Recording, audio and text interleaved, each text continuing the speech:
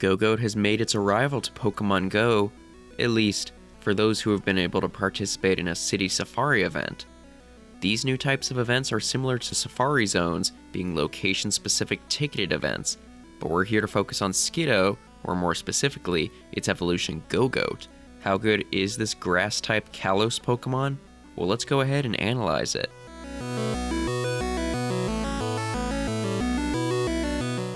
Welcome back, everyone. Gogoat has long been a Pokemon that we've wondered when it would debut in Go. Unlike something like Aegislash, it doesn't really have any sort of gimmick that would make it tricky to implement.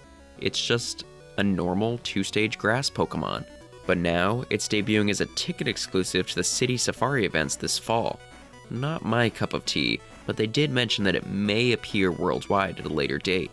I sure hope it does, and I hope it's made wild too. It doesn't seem like a Pokemon that should have a ton of barriers to obtain it, but here we are. That aside though, how good is Gogoat? Well, looking at its stats, it's got a lower 196 attack, so you won't be using it for raids, but the lower attack stat along with its much higher stamina means it's got pretty solid stats for PvP. It's bulkier than some grass types like Venusaur and Trevenant, but it's still under other Pokemon like Serperior and Meganium. Still pretty good though.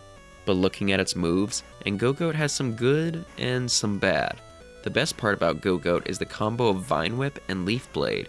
Leaf Blade is a really powerful 35 energy move, and Vine Whip means that it can spam the move pretty frequently, which is impressive. The bad news though? Well, Gogoat originally held 4 charged moves: Leaf Blade, Brick Break, Seed Bomb, and Rock Slide, but prior to its release, Niantic removed Rock Slide from its moveset, and that move was the coverage it really needed to be a great Pokemon in PvP. But with that move gone, Gogoat is now forced to run Leaf Blade and Brick Break, and Brick Break is not a very good move. To put it in perspective, against something like Umbreon or Vigoroth, where Brick Break is super effective and Leaf Blade is neutral, Leaf Blade still does more damage than Brick Break.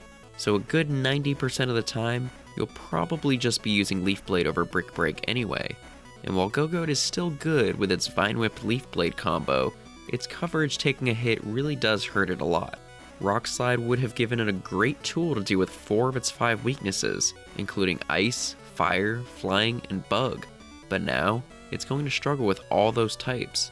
I have no doubt that they decided to remove Rock Slide to not make it unfair, with ticketed City Safari players having access to Skiddo and Gogoat while the rest of the player base doesn't. And I do understand that, but I feel like better decisions could have been made with the Gogoat line.